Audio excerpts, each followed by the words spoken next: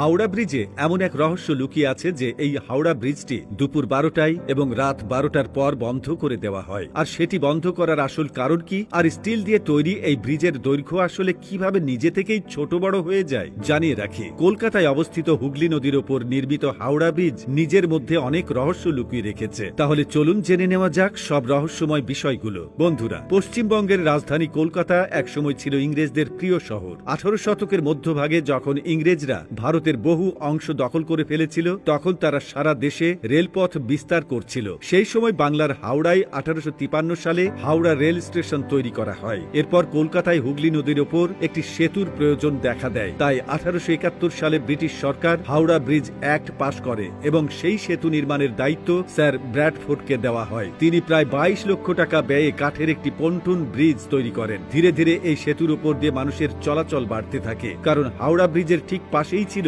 Howrah rail station. কিন্তু এই সেতুর কারণে হুগলি নদীতে চলাচলকারী জাহাজগুলোকে অনেক অসুবিধার মুখোমুখি হতে হতো। সেই কারণেই 1926 সালে ব্রিটিশ সরকার নতুন হাওড়া ব্রিজ নির্মাণের অনুমোদন দেয়, যেখানে কোনো পিলার থাকবে না। একটি ক্যান্টিলিভার ব্রিজ তৈরির সিদ্ধান্ত নেওয়া হয়। 1939 সালে এই পিলারবিহীন সেতুর নির্মাণ কাজ শুরু হয় এবং 1942 সালে তা সম্পূর্ণ হয়। তখন এটি ছিল বিশ্বের দীর্ঘতম ক্যান্টিলিভার সেতু। এরপর থেকেই এটি হাওড়া ব্রিজ নামে পরিচিত হয় এবং আজও এটি কলকাতার গৌরব ও প্রতীকের মতো দাঁড়িয়ে আছে। এই সেতুর বিশেষত্ব হল এটিতে কোনো পিলার নেই এবং নির্মাণে কোনো নাট বল্টু ব্যবহার করা হয়নি, বরং ইস্পাতের পাতগুলোকে যুক্ত করতে ধাতব রিভেট কিল ব্যবহার করা হয়েছে। হাওড়া ব্রিজ নদীর দুই তীরে অবস্থিত 280 ফুট উঁচু দুটি টাওয়ারের উপর ভর করে দাঁড়িয়ে আছে। এই ঐতিহাসিক সেতু নির্মাণে 26,000 টন স্টিল ব্যবহার করা হয়েছিল, যার মধ্যে প্রায় 23,000 টন স্টিল সরবরাহ করেছিল টাটা কোম্পানি। সেই সময় এটি ছিল বিশ্বের তৃতীয় বৃহত্তম ক্যান্টিলিভার ব্রিজ। ইংরেজরা সেতুটি